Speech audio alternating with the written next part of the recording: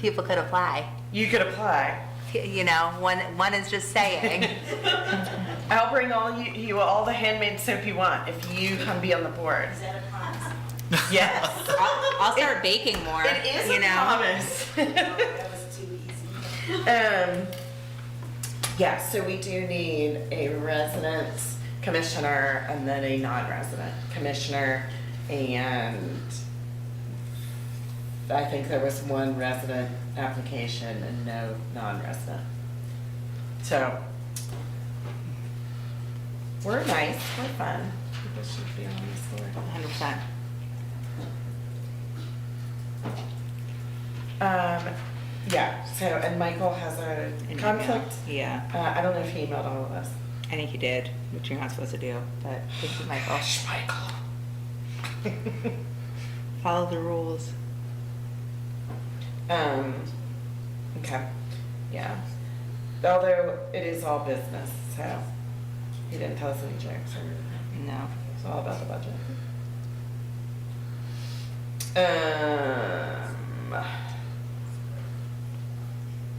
So there's that.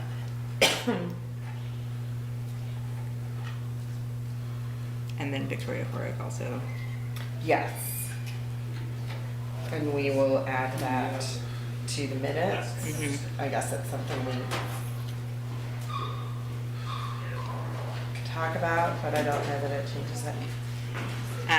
Oh, look, there's little Maria's. Do we have the meeting ID for, I have a student who's trying to get into the Zoom, and she's saying the meeting ID is not correct. You would get a special link from the city. Okay. It So is, did she have to register Yes. to attend online? Thank you, Maria. I have a student who's trying to go online and watch online. They Thank can you. also watch on the city's YouTube page. Okay. Without registering.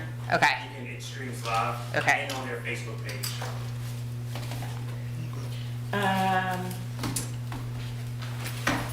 okay.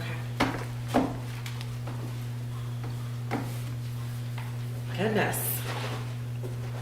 Maria, what is this? I know when I opened the 138 page PDF and I was like, well, I'll be skimming this. But I did actually make it through. All right, so this is us, all four of us. Okay, I will call the meeting to order. Are you ready for a roll call, Maria? Okay. Commissioner Hicks, Here. Commissioner Rosenbluth, Here. Commissioner O'Rourke, Here. Commissioner Redalis. Here. We have the ball. Thank you, ma'am. All right, we will take a moment of silence.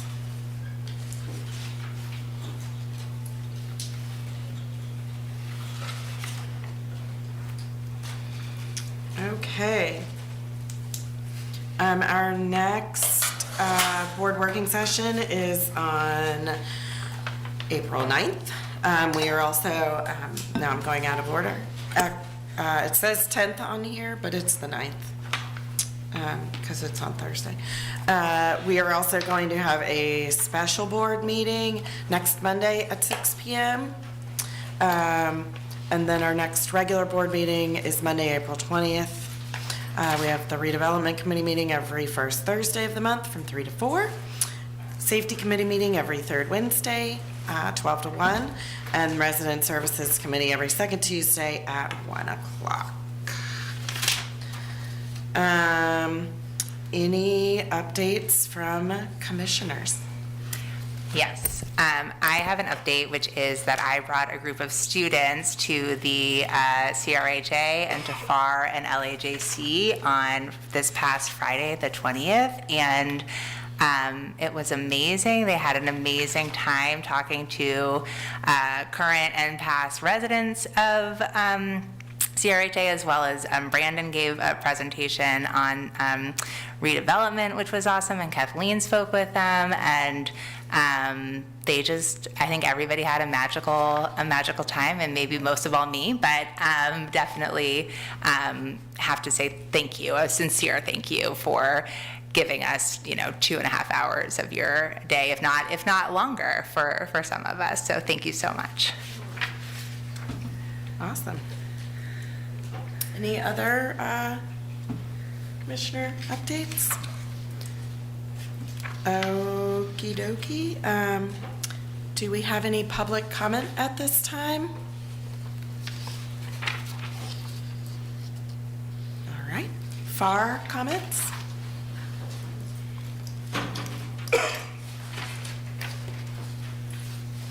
Hello, I hope y'all are doing great. So biggest thing we have coming up that I want to plug is our internship graduation. It's going to be Friday, April 17th at 6 p.m. at City Space. This is going to be a great way to celebrate all the interns and the hard work that they've been doing all year. So if you're interested, please come. We've also been working on voter registration as part of our FAR Voices, FAR Votes initiative.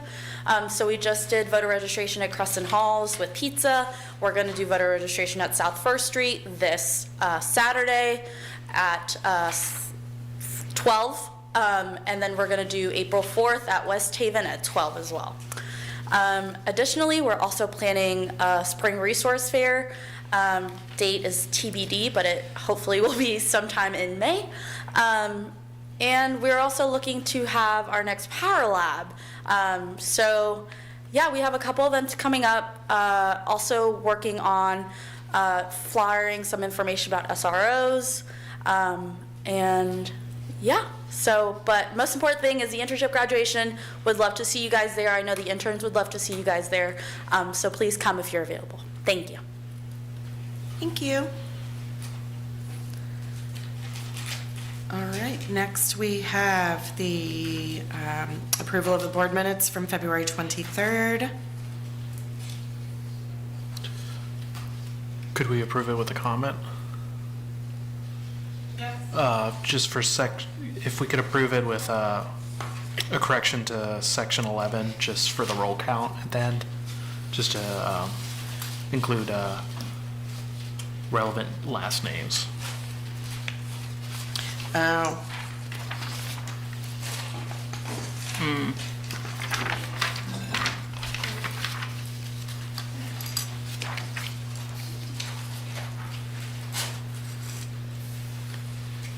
Okay. Oh, Can I have a motion to approve with that update? Motion. A second? Second. Commissioner Hicks, Yes. Commissioner Rosenbluth, Yes. Commissioner O'Rourke, Yes. Commissioner Redalis. Yes. Motion carries. Okay. Next up, we have the public hearing for the CRHA 5-year capital fund action plan. So welcome, Brandon, and this officially starts the public hearing for that. Hey, everybody. Hopefully they'll put these slides up, but I believe they're in your packet as well, so you might just have to follow along. I'm not going to take up a bunch of your time. I'm Brandon Collins. I'm your redevelopment coordinator for CRHA.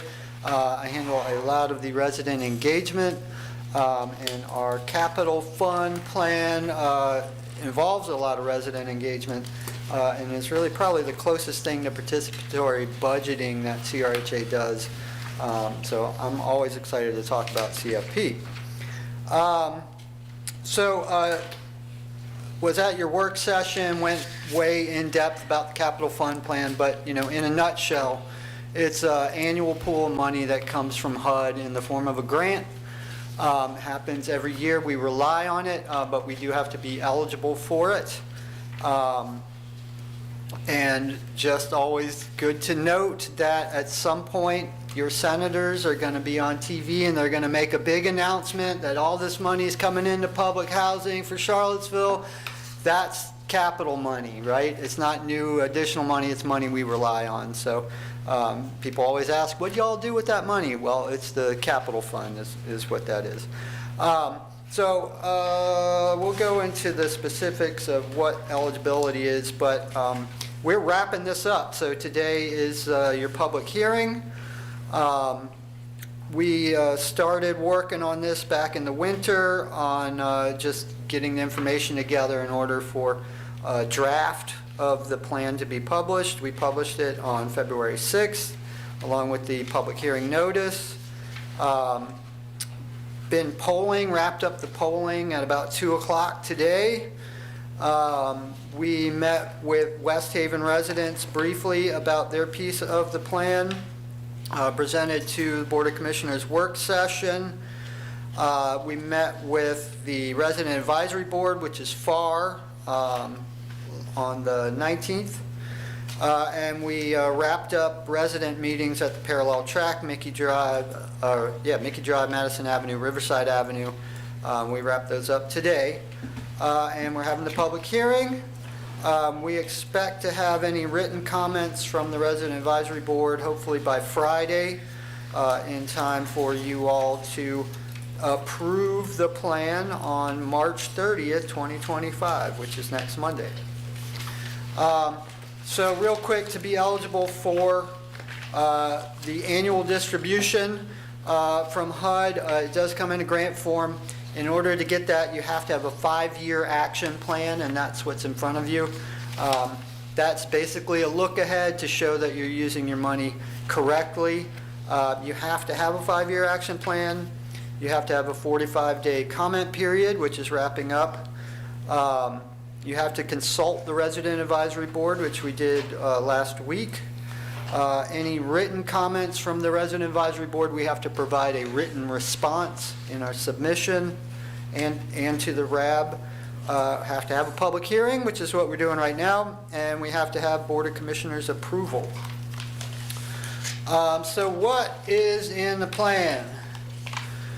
This first slide tells you basically there's kind of 3 chunks. It used to be all the AMPs would get a piece of the capital fund and money was spread out all over the place because things were falling apart. Now we have redevelopment on a lot of those sites, so they are no longer in need of capital funds. So we're looking at just these 3 sections. One is authority-wide, which is things that benefit the whole housing authority.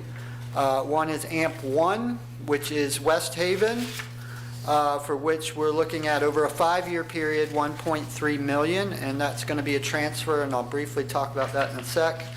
And then AMP4, which we sometimes call the parallel track, is your scattered sites, Mickey, Madison, Riverside, and the single-family homes, 62 homes altogether. And over 5 years, we're looking at $4.6 million for that. One thing to note, we don't actually know how much we'll get annually until HUD tells us, and it's subject to proration from Congress, but we look back at previous numbers to kind of estimate what we think we'll be getting. This next slide kind of breaks it up by those 3 categories with a total and then what the annual amounts are for those, but we can just look at them category by category. Authority-wide, we've got 3 things. One is a management fee, 10% you're allowed to use. 10% in order to manage the capital fund. That goes into basically salaries for the team, which is quite a few of us, so it just kind of gets spread around. Career training opportunities, this is for residents, and we're allowed to use CFP funds for career training for residents, of which we've been doing a little bit here and there. This puts money aside for career training, and then of course staff training, which HUD, particularly when they do their inspections and stuff, if they audit us, they may find things that we need to improve, and we need to make sure we have funds to train our staff to meet those things. West Haven, we talked to residents about this. So West Haven will be undergoing redevelopment, as you know. HUD does allow you to transfer for some of your capital fund into operations, and so this is just a straight transfer into West Haven to make sure that they can make it to the point of redevelopment. It's a few years out before, shovels hit the ground. This makes sure that the things that need to happen get done, and that there's funding there to make sure that people have a livable situation at West Haven until they hit redevelopment. And then, kind of the highlight of the capital plan, and has been for a while, is the parallel track. So this slide in blue is your 5-year plan. It's just the easier way to look at it than the HUD submission form that you all have received as well.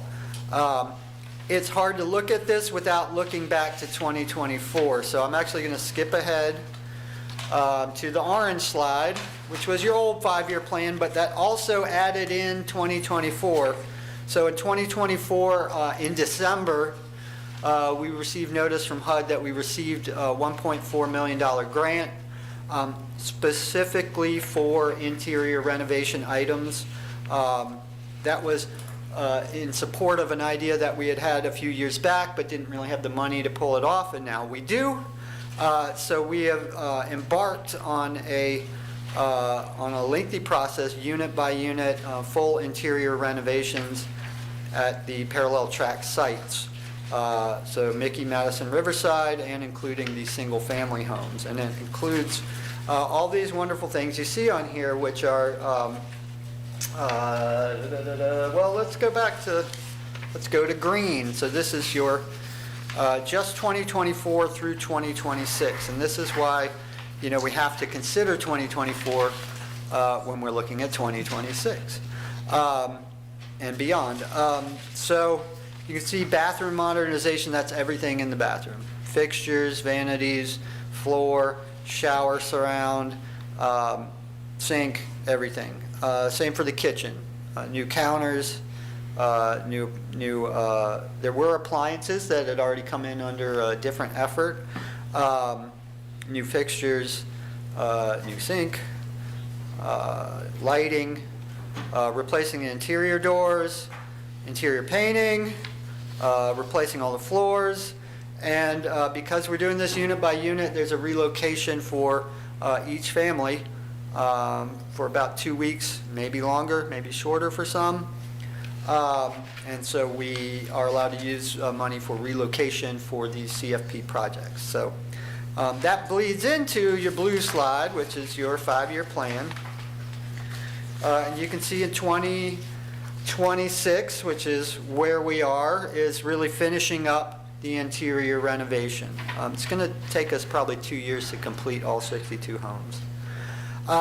We've been working with residents monthly for a couple of years, so they're pretty in tune with what the plan is, and that really helped us. But kind of the next big thing after the interior renovation is going back to the outside and looking at replacing backyard fences and installing awnings, potentially full porches. We've got some work to do with residents throughout this year to determine if they'd rather just get a quick awning install on their entrances, or whether they want to embark on a bigger project. And that moves us into full replacement of all hot water tanks. That's an upgrade for efficiency as well as other things. But that will also support an effort to install half baths in some of the downstairs of some of the homes. That's still a little ways out. Folks are really excited and into it. That will be a massive project that will take a lot of time and a ton of money. So that's still pushed out, but it's moved a little closer to reality. And then looking all the way out, year 5, parking lot overlays and resurfacing. So that is really your plan. We wrapped up some polling. The polling really is just a gut check to make sure we're actually right or not missing anything, and we are. And I think in the slides you received, it's got not the complete poll. I finished the poll today and updated the numbers, and just a quick glance, nothing's really changed. The priorities are still there, with folks being very excited about the half bath, showing that we also have a lot of work to do between the porch covering and a full porch. I can say through some of the resident meetings and conversations that folks are kind of leaning towards just a quick install of some awnings or coverings. And then you can see a couple of sort of site-specific things. The repaving or parking improvements are a little more of a priority for folks at Mickey Drive. And there's one item on here that's actually going to be covered under operations, which is the tree trimming. And they'll be on a schedule for that. I think that's as short as I can make it. It's a great process. We're caught up on the numbers, which makes it easier for the rest of the team to plan these things out and make good budgets. Through the next few months, they'll be updating some of the past numbers from previous years to see where savings are realized and how we can apply them to future projects or the ongoing interior renovation project. And everybody's super excited to get the renovation project going. And it's already underway. We've renovated 2 homes at Ridge Street. They are this close to finishing up the hotel unit, which is just a unit fully renovated for the first family to move, and we can renovate their unit. So that's all I have. The rest is a public hearing, and we'll write down anything that anybody says, and we'll include any responses if anybody has anything to say about it, unless you have questions. No questions. Thank you, Brandon. So I'll open up the public hearing if anyone has any comments on the capital fund.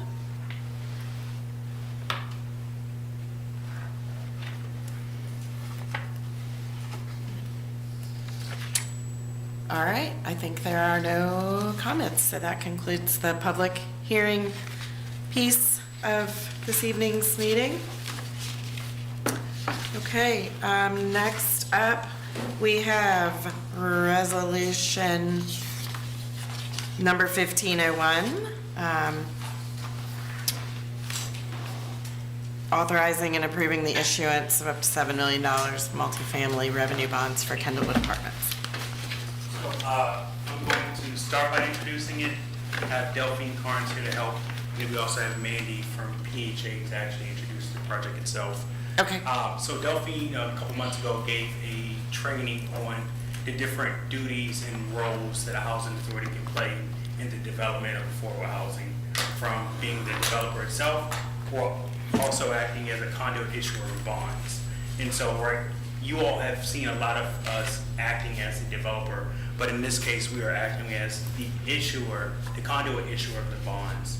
And so PHA came to us probably about 6 months ago initially to discuss if we were interested in this partnership of us issuing the bonds. CRJ would not have any liability of paying back the bonds.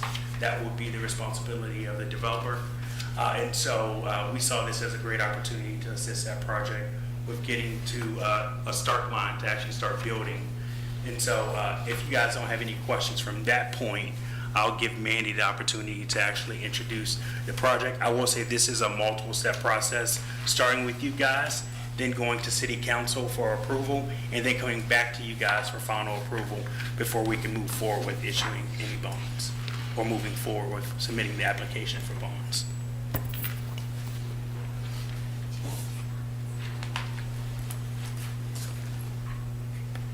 The city should have the slides. We'll make sure they put them up. Hi there. Hi. I guess I'll wait and see. Just give us a couple minutes and we're messaging them right now.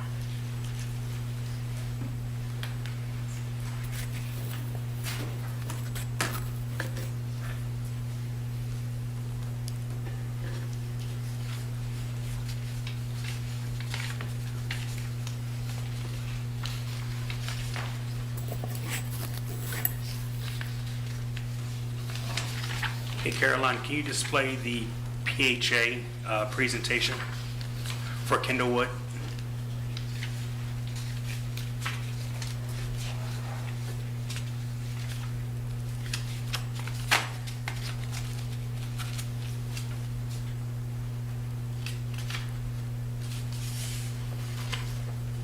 Just working on it. Okay.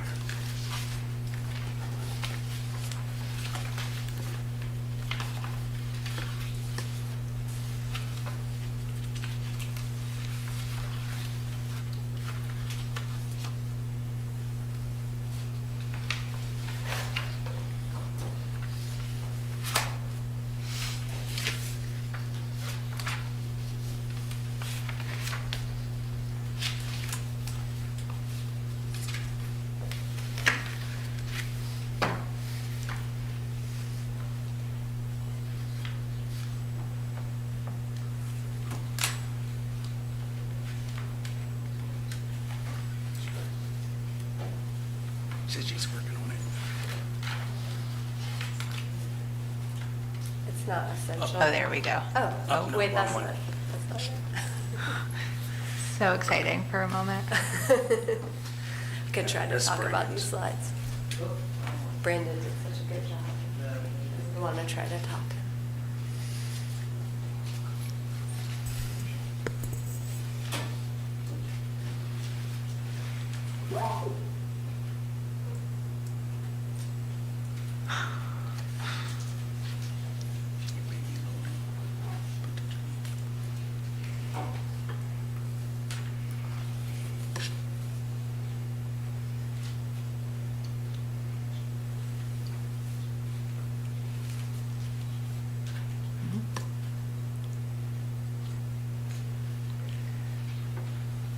Yeah, Caroline, it's not that one. That's Brandon's presentation. She just completed that one. I don't remember. I've Where talked can you about it. forward? It's helpful. You want to forward it to her again?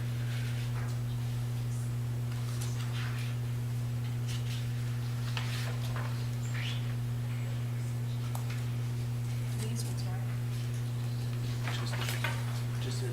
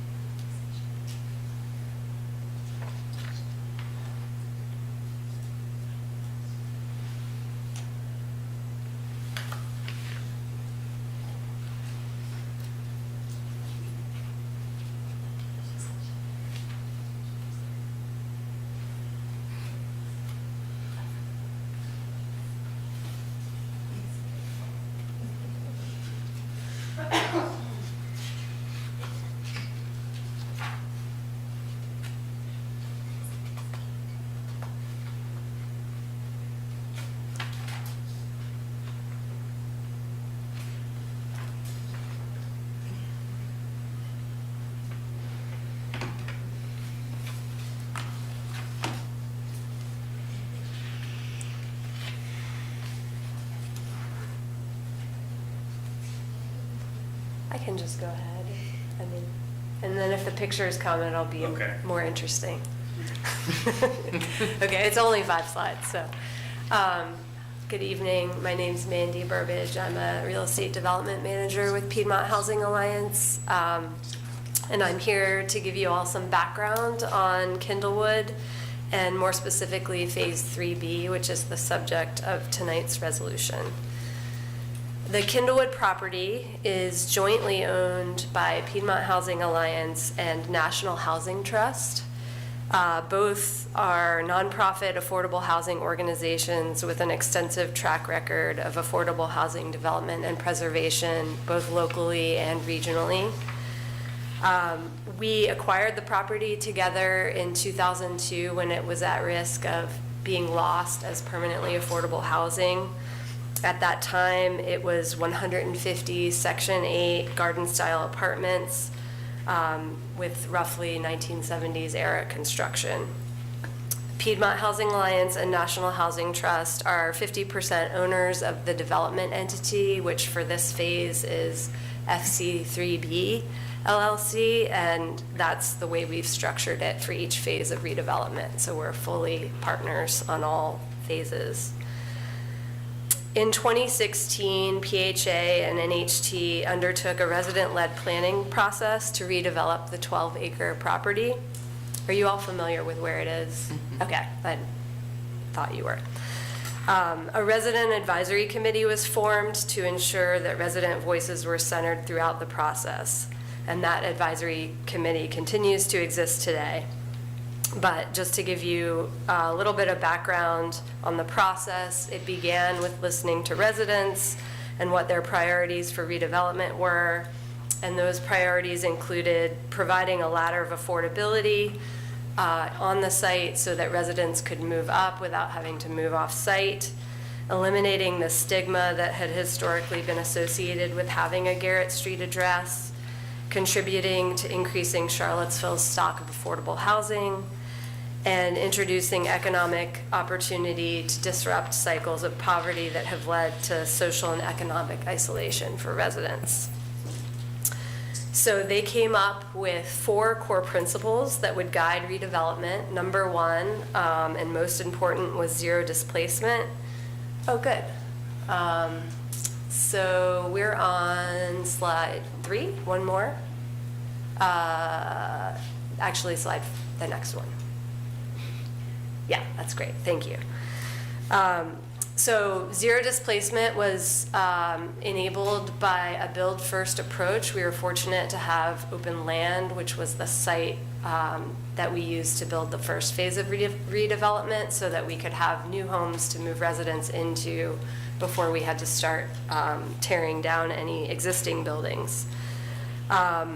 Robust, authentic resident engagement in all decision-making, tiers of affordability, and more than housing, which is about each phase including housing, but also including something that fosters resident well-being and economic opportunity. So on-site services, places to gather, opportunities for wealth building.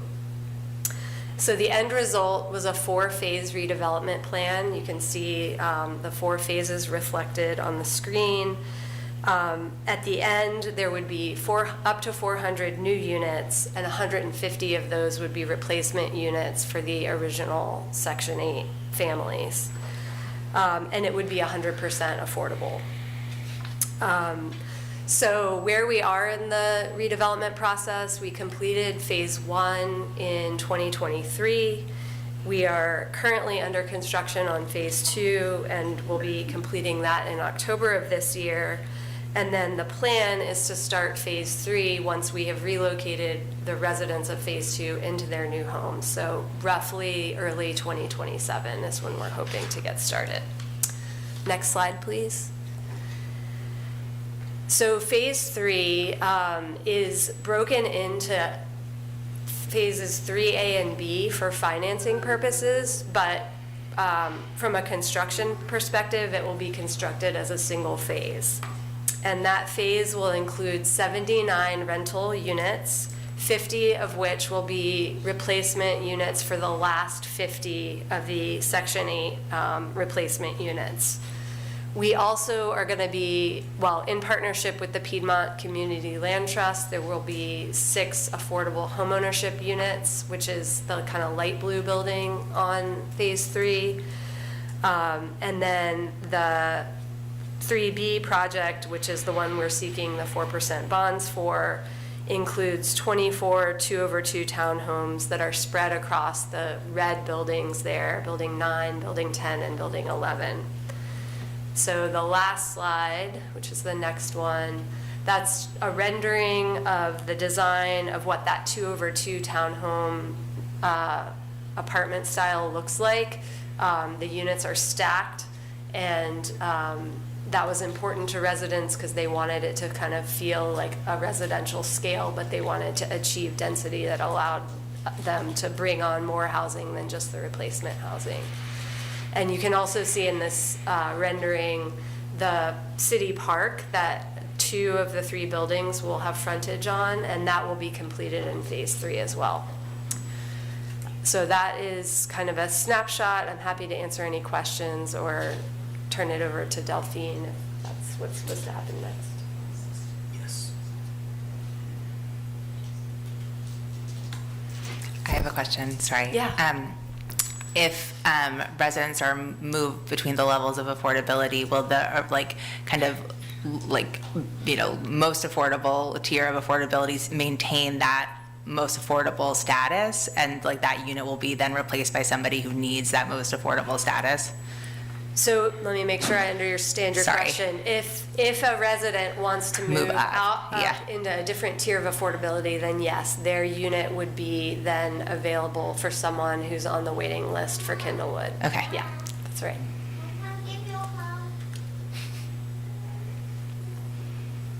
Thank you.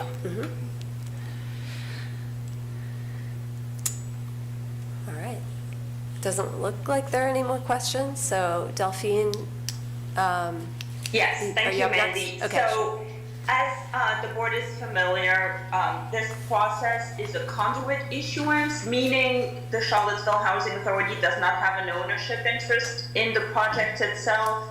You are acting as a conduit issuer, meaning you're issuing the bonds, but you're not using your own money. These are revenue bonds that will be paid back through revenues generated by the project itself. The real interesting component when you're a conduit issuer is that you're partnering with a developer who is using other sources of funds to basically accomplish your mission. So it's very complementary to what you want to see happen in Charlottesville, and it's all happening without using CRHA dollars. So obviously that's a great plus for you and for the community. The use of tax-exempt bonds will allow this phase of Kindlewood to also use low-income housing tax credit equity. So really a great way to leverage multiple sources of funding for affordable housing. As John mentioned earlier, this is not the only approval for this project. In order for CRHA to issue bonds, City Council also needs to approve the bond issuance. This is part of what we call a TEFRA approval. So in your packet, you will see that we will provide after this meeting, and assuming the board approves the resolution, we will provide to City Council several documents, including a copy of the resolution from tonight, as well as an affidavit that we published in the newspaper, a notice that this hearing would take place tonight. And then we also provide additional documentation and a proposed draft of the resolution to be considered by City Council, hopefully in early April. Once we have City Council approval, then we will work with the developer and with Bond Council on the preparation of documents, and we will head to closing.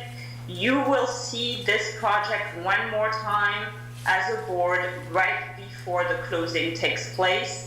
And at that second meeting, we will request your approval one more time. But at this point, all the documentation will have been drafted, the bonds will have been approved, and the project will be ready to close.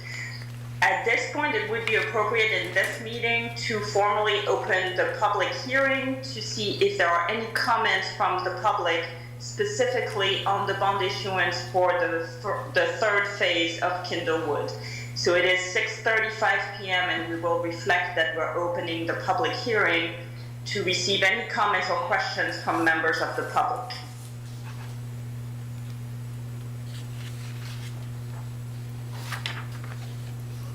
And I'm not sure if anyone is in the room or signing up online or in person to pose a question or to make a comment.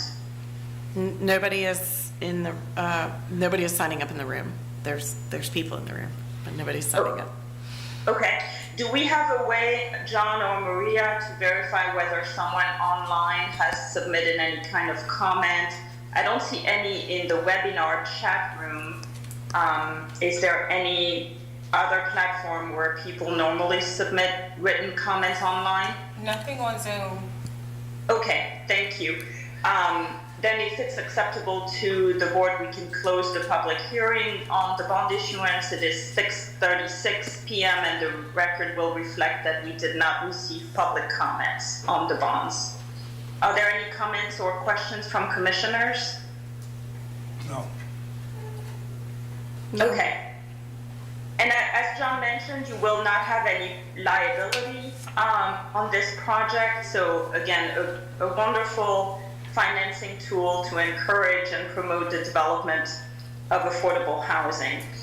If there's no other comments, then I will let John move forward with the motion and second for the vote on the resolution. Thank you. thank you. Is there a motion to approve resolution number 1501? Motion. Is there a second? I'll second the motion to approve Resolution 1501. Commissioner Hicks, Yes. Commissioner Rosenbluth, Yes. Commissioner O'Rourke, Yes. Commissioner Radalis. Yes. Motion carries. All right, thank you. Okay, next, public housing update. Good evening. I'll be providing this update. So we currently have 1,400 families on our wait list in the public housing program. We issued 127 non-payment notices this month. We had a total of 831 visitors in our offices. Between the 0 to 30 days late, there's a total of $88,000 that's owed to the Housing Authority. For the total tenant accounts receivable, it's a total of $234,000. We received $15,000 in assistance this month to help families that are delinquent. We've also are tracking the meeting attendance, and we're going to be working to try to improve. We're going to be connecting with FAR to try to improve the amount of attendance in some of our meetings. Like the safety meeting has had really low attendance. It's been more staff and partners, probably the last quarter or last 6 months even. And so we're going to be working to try to improve that attendance, and I think it will once it gets warmer and we're doing it outside. Folks will naturally come because they see crowds. I did see that email earlier, and I'll say we will do some research on the zero income changes and its current impact. I did briefly pull up Chicago Housing Authority's website, and I see that their minimum rent for public housing for income-based is $75, except when exemptions, hardship exemption exists. We currently have the hardship exemption already, and so families who are at minimum rent and have zero income can qualify for that and make their rent $0. And so we already have some things in place for that, but we will look into that a little bit further and bring something back to you guys. But I did want to correct that Chicago Housing Authority's minimum is $75, but they had that exemption for hardships, which we also have. That is all I have on that report. Do you guys have any questions for me? I'm sorry. Yeah. I do, thank you. So one question is, I know like residents at Crescent Hall in particular are worried about security, so I'm just a little concerned that like, is there like, I don't know, is it like, the security meetings, are they at different locations every time? Is that part of what's going on, or is it like, is that the same location? I remember there being a conversation about like, we have some security meetings for some sites that are separate from others, but I don't remember the details, so just, I'm sorry, I forgot. Right now, it's an agency meeting for all residents. Oh, okay. But once we go back to the spring and we can open it up, Yeah. That's when it will change. Okay. Previously, we rotated at different sites. South First Street is one of the sites where we actually have a large enough community center. Right. It's actually Yeah, that's a beautiful dedicated as a center. community Yeah. center. And so that's where the meeting has been hosted with the virtual option. Okay, got it. Okay, because I know, like, I've heard about concerns, so that's good to know. On the eviction stuff, I love the idea of the like zero payment for the lowest. If we can, do some more research, and I'm also happy to see what I can find out about that too. But I'm also wondering if maybe, and I know I'm asking a lot in terms of like data collection, but like, is there a way for us to understand like once we file something in court, like how many families are at that point willing to come to the table, or like how much mediation can happen after that filing? Because I think we got so much great information about the kind of before process and like the fact that people are making touches, and those touches have some success, but not always, and we're working on improving that success. But I wonder if there's a way to kind of measure the success like after those notices have been sent, and then for us to kind of, and by us, I mean, I obviously know that you all are the ones who are doing most of the work, so I will acknowledge that. But to kind of come up with like a strategy for, improving numbers on that piece of things as well. Yeah, I think we could easily, and I can't give it to you right now, but No, that's fine, yeah. by the next meeting, we can come back to you and tell you, hey, we filed this many but this is how many actually went through. And I think when we gave the last eviction report, that was in there, that information we filed.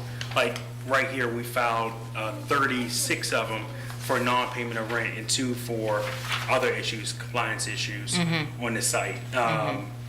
Of that 36, I would say probably 10 to 15% of them will be processed. So you're talking 3 or 4 evictions. Because when those 36 notices go out, that's when we get a lot of engagement from folks Okay. coming in, come do a repayment agreement, Okay. to come in here to sign up for eviction diversion assistance, either Right. from Pathways, a church, or another organization that Kathleen's department is helping them with. Okay. So that, I and can get you that information. totally, but like, so it's good to know that, you know, it's like not ideal that it takes that, you know, that action for things to shift, but that action can shift things in terms of coming to the table and like, you know, bringing people into an agreement where they're not facing homelessness quite so quickly, at least if at all. Yeah, Okay. that is always the case. Yeah. Unfortunately, a lot of our families will only engage with us At that point. after they've received the Right. notice. Yeah. And I will say it's probably because CRHA has not always followed up. Right. So if you send a notice and then don't follow up for that notice, you do it continuously, that notice becomes, Yeah. Yeah. We'll believe it when we see it. Right. And so it's these things, when it happens, folks come in, and we don't close the process and say, hey, we're not going to work with folks once we file. We continue to work with folks, doing repayment agreements, helping them sign up for assistance. It doesn't stop. Okay. And so it seems like, okay, there's like, hopefully this program will start to spread the word a little bit that you don't have to wait till that last minute, like final scary deadline. We'd rather you not wait because it costs us money to file. Right, of course. Yeah. So we yeah. spend even more money at that point when if initially we're only spending money on printing, Right. walking to your door to deliver it or Yeah. sending it in the mail. Okay. When we go to the court process, we're doing all those things plus paying the court fees. Right. Okay. Yeah. So like some strategic visioning once we have a little bit more data over a little bit more time. But this is good to know. Thank you. No problem.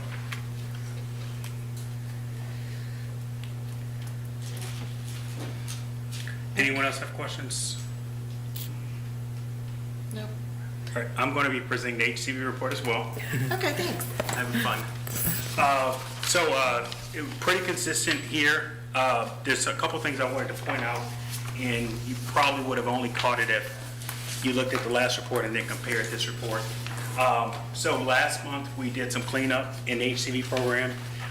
We had, I think I've been mentioning several times, we had housing authorities, they owed us money, and they owed us more than what residents owed us. And so we had to do some cleanup, begging for housing authorities to pay us for the voucher program. We were not able to get $373,000 from housing authorities, so we ended up absorbing it, so HUD can pay it. Because we've already made the payments to these landlords. Some go as far back as 2017. We made these payments to landlords, but the housing authorities have never made the corresponding payment to CRHA for making that payment. And so we've put those vouchers down on our books to count those payments, and so HUD can reimburse us.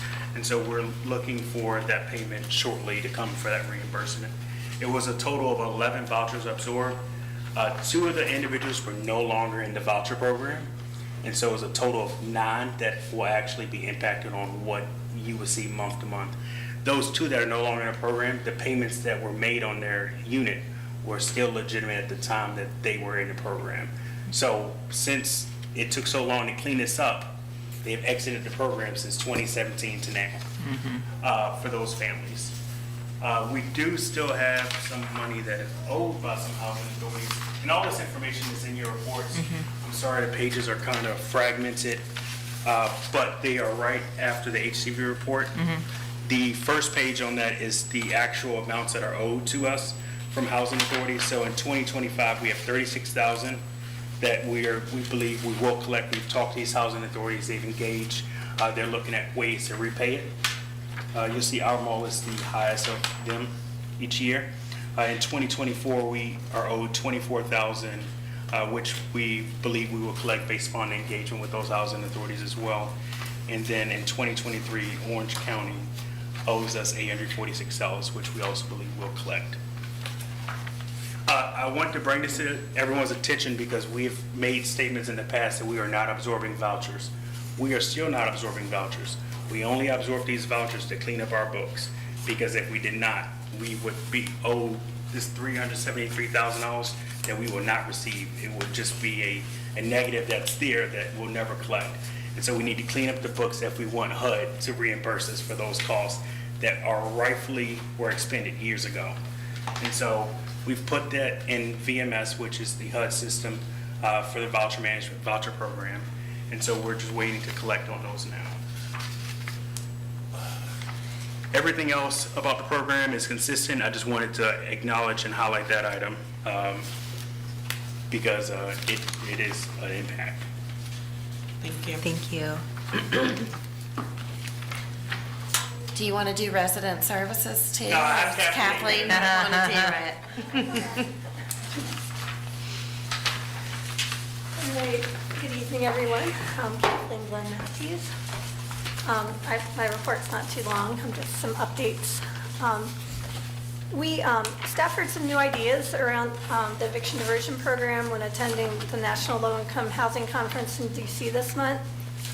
In addition to advocating on the Hill, we reconnected with some advocates from New York doing social media campaigns to encourage their fellow residents to pay rent and avoid eviction, which gave us a lot of ideas.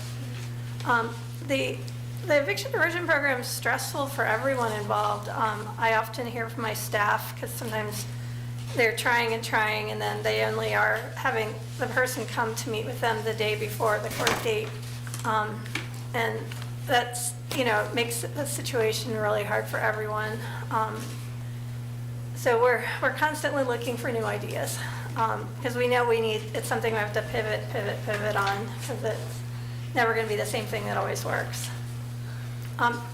Another update, the Resident Service Committee has gone to quarterly. The next meeting is April 14th, but we found that worked better for all of our partners.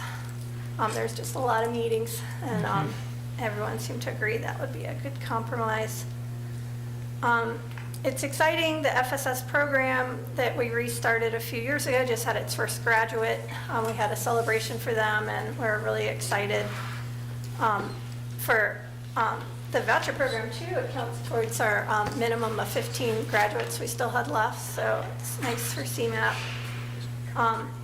Our staff are going to be visiting a food pantry in Stanton on April 1st. This could possibly be a model we could look at for someplace such as Southwest Street Phase 2, and we want to just see it the day it's in action with residents and just get some ideas of how they're operating. And then we're also going to be, once our nonprofit's up, applying to be a member with the food bank. We submitted an application for a Youth Build grant through the Department of Labor. For anyone who doesn't know, Youth Build is a pre-apprenticeship program, and we also have been doing a lot of paperwork to be a location for that. There's job training, education services for youth age 16 to 24 who left school without a diploma.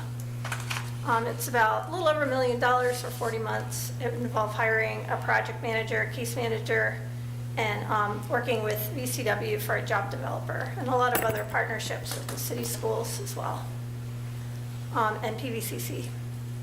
I just wanted to talk just a little bit about our youth program. It's a new program. We've been really excited as it's being built out. We're using a positive youth development framework to alleviate violence, which is also about alleviating gun violence, and this is through activities throughout the community. The program's focusing on strength and support to youth in developing character, connections, competence, confidence, and contributions to foster a broad sense of community and collaboration. They've been doing youth beautification, which is where youth are working on different sites. We're gradually expanding it to all sites, and they do get a stipend. We're also doing youth and family events. There's a program called Youth Link, where as we're working with the young kids on trash pickup afterwards, there are programs for the teens. and we're also looking at mentoring opportunities with that. And as individuals show up, they kind of earn points, and we look at field trips. And we've had a few field trips to movies and other locations as a result of that. We are really looking at youth incentives. When we wrote the grant, we put in a pretty hefty food budget, and that's been very successful. And we're going to try to do that whenever a grant allows it, but that is not very often. We just had a field day event with UVA's Orthodox Christian Club, and it was really successful. It was site-wide at West Haven. We're also working on a running, walking pilot event with Prolific and Ragged Mountain. We have gotten some funding from the city to help us do some choreography programs this summer with Mr. Proverbs, for anyone who knows him. He's a lot of fun. And we're looking at working with Sam Leach for some financial program events for youth. And we've been doing some tabling events as well in partnership with our Ross program. One of our challenges is always with self-determined programs where we're asking residents what they'd like to see us providing, and making sure that when we're asking that or bringing the programs in, that we're making it approachable for individuals who haven't had the opportunity to learn how to read or write yet, or are just our English learners. So we've been working a lot on that. Right now we have 9 full-time staff, 5 part-time staff. We have year-round, usually average about 2 UVA interns. We are working with KUP year-round now. We always have KUP with our youth program, and we have KUP that partners with Joy on West Haven Community Day. We haven't awarded a Vista, who will be starting this summer, and we're having them work this time with our development efforts and getting a nonprofit off the ground.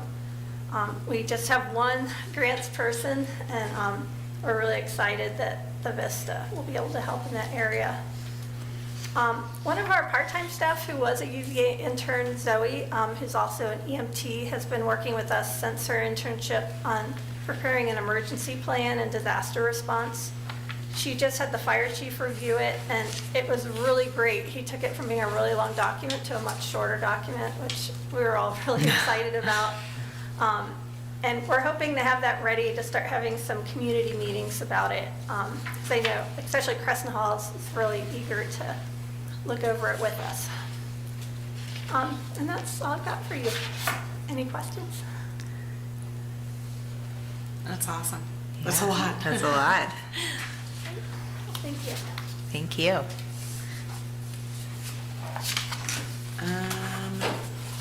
Alrighty. We will open it up again for public comments. Should we read Victoria's thing or no? Do we need to read Victoria's statement or no? No, we're not supposed to. Gotcha. John acknowledged it though.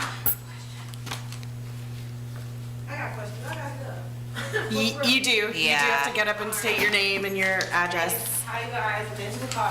Hi. John, I got a question. Why did y'all have to absorb so much money from people that owed y'all? Why wasn't that a lawsuit, or why y'all can't get the money back? Why you just gotta be like, okay, we gotta take care of that? I don't understand that part.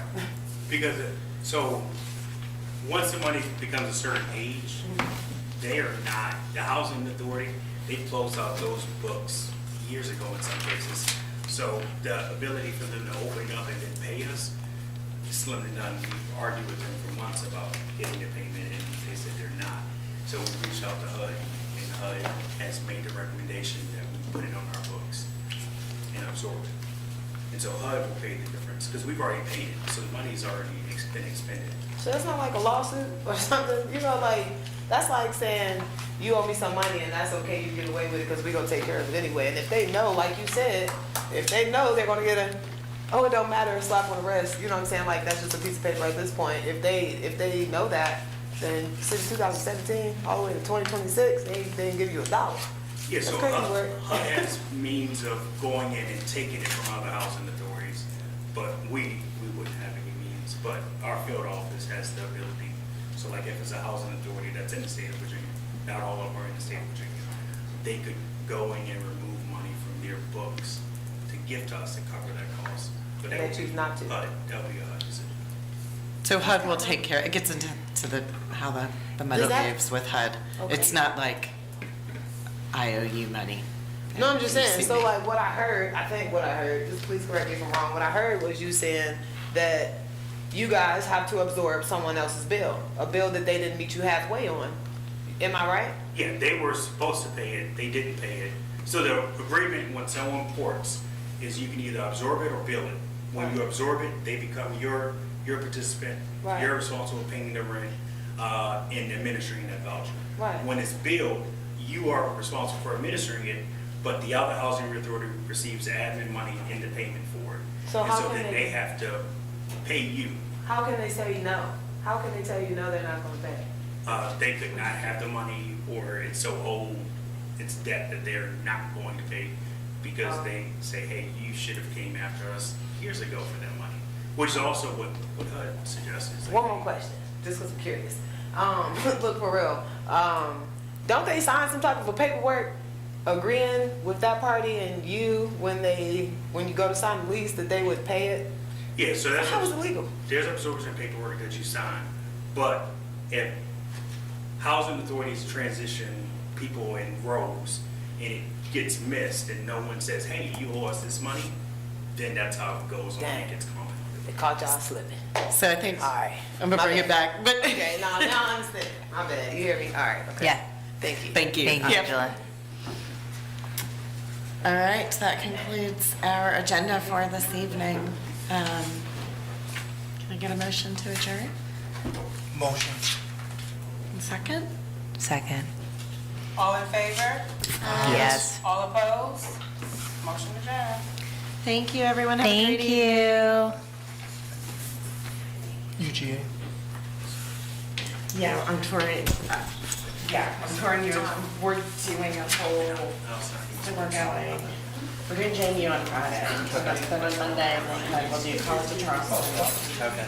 University of South Carolina, University of Georgia, University of Charlotte. So you're like running up and down. Brian, I'm not gonna be on. Yeah. I have to need to email you that. It is a little bit far. Oh, no, thank you, yes, Okay, please, so I can okay, pay. yeah. Thank you. Yeah, technically, you, ma'am. it's beneficial.